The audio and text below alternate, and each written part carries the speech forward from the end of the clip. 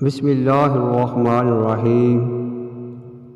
لاکھوں کروڑوں درود اور سلام آپ صلی اللہ علیہ وآلہ وسلم پر، آپ کی آل پر اور آپ کے اصحاب پر اور ان تمام مومنین پر جنہوں نے آپ کی اتباع کی۔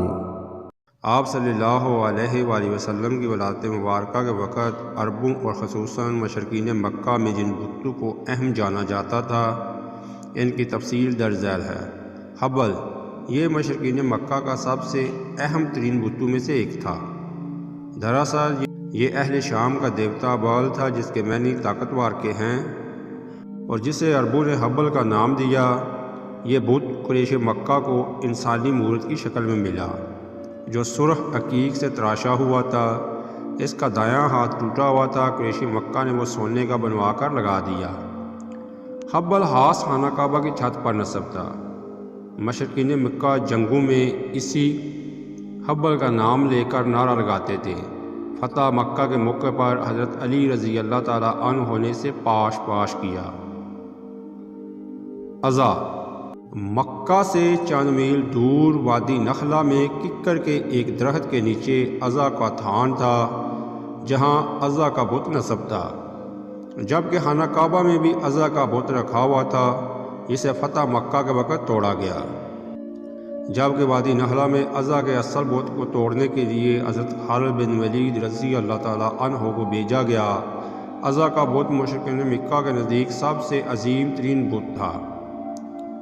لات یہ طائف میں اس جگہ نصب تھا جہاں آج کل مسجد طائف کا بایاں مینار ہے۔ لات کے معنی ستو گولنے والا۔ دراصل یہ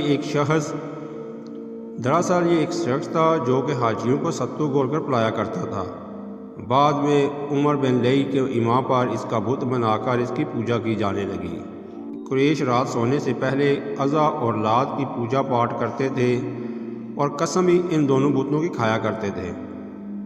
منات یہ عرب کا سب سے قدیم ترین بت تھا جو مکہ اور مدینہ کے بیچ مشلل کے علاقہ قدید کے مقام پر سمندر کے قریب نصب تھا۔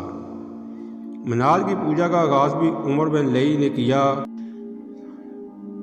قبائل اوس و خزرج جب حج کر کے واپس مدینہ کو روانہ ہوتے تو منات کے بت کے پاس ہی احرام اتارا کرتے، جبکہ بنو ازد اور بنو غسان تو باقاعدہ اسی بت کا حج بھی کرتے تھے۔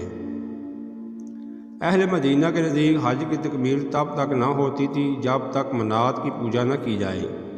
اس بت کو نبی کریم صلی اللہ علیہ وآلہ وسلم کے حکم پر فتح مکہ کے لیے جاتے ہوئے حضرت علی رضی اللہ تعالیٰ عنہ نے منتخب کیا۔